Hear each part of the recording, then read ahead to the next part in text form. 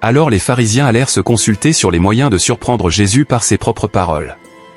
Ils envoyèrent auprès de lui leurs disciples avec les Hérodiens, qui dirent « Maître, nous savons que tu es vrai, et que tu enseignes la voie de Dieu selon la vérité, sans t'inquiéter de personne, car tu ne regardes pas à l'apparence des hommes. Dis-nous donc ce qu'il t'en semble, est-il permis, ou non, de payer le tribut à César ?» Jésus, connaissant leur méchanceté, répondit « Pourquoi me tentez-vous, hypocrite ? Montrez-moi la monnaie avec laquelle on paie le tribut. » Et ils lui présentèrent un denier. Il leur demanda « De qui sont cette effigie et cette inscription ?» De César, lui répondirent-ils. Alors il leur dit, rendez donc à César ce qui est à César, et à Dieu ce qui est à Dieu. Étonnés de ce qu'ils entendaient, ils le quittèrent, et s'en allèrent. Le même jour, les Sadducéens, qui disent qu'il n'y a point de résurrection, vinrent auprès de Jésus, et lui firent cette question. Maître, Moïse a dit, si quelqu'un meurt sans enfant, son frère épousera sa veuve, et suscitera une postérité à son frère. Or, il y avait parmi nous 7 frères. Le premier se maria, et mourut, et, comme il n'avait pas d'enfant, il laissa sa femme à son frère. Il en fut de même du second, puis du troisième, jusqu'au 7e. Après eux tous, la femme mourut aussi. À la résurrection, duquel des 7 sera-t-elle donc la femme?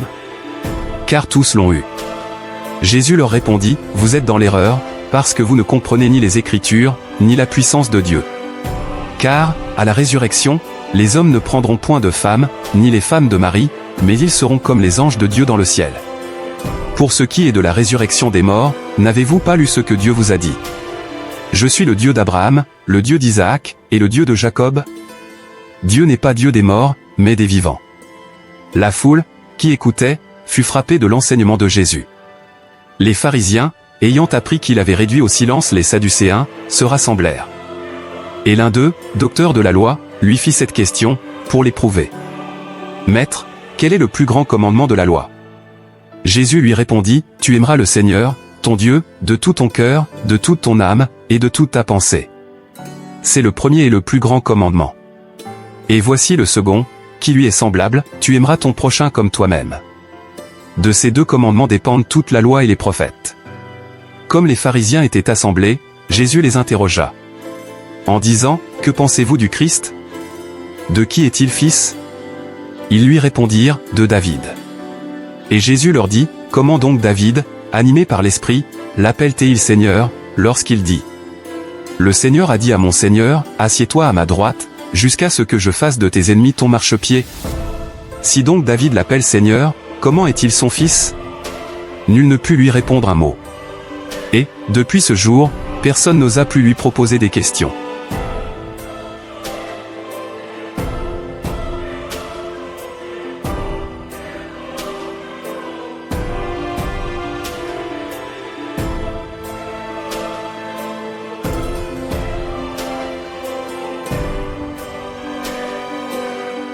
Les pharisiens envoyèrent à Jésus leurs disciples, avec les Hérodiens, un parti parmi les Juifs, tous étaient partisans d'une soumission totale à l'empereur romain.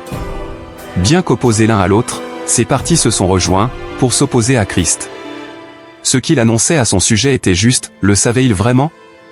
En tout cas, béni soit Dieu, car en ce qui nous concerne nous savons qu'il est la vérité. Jésus-Christ était un enseignant parfait, il savait réprouver fermement. Christ a reconnu la méchanceté de ces hommes. Quel que soit le masque que revêt l'hypocrite, notre Seigneur Jésus discerne tout. Christ ne s'est pas imposé comme un juge, car son royaume n'est pas de ce monde, mais il enjoint la soumission paisible aux pouvoirs qui sont en place. Ses adversaires furent blâmés, et ses disciples enseignèrent que la religion chrétienne n'est pas l'ennemi du gouvernement civil en place.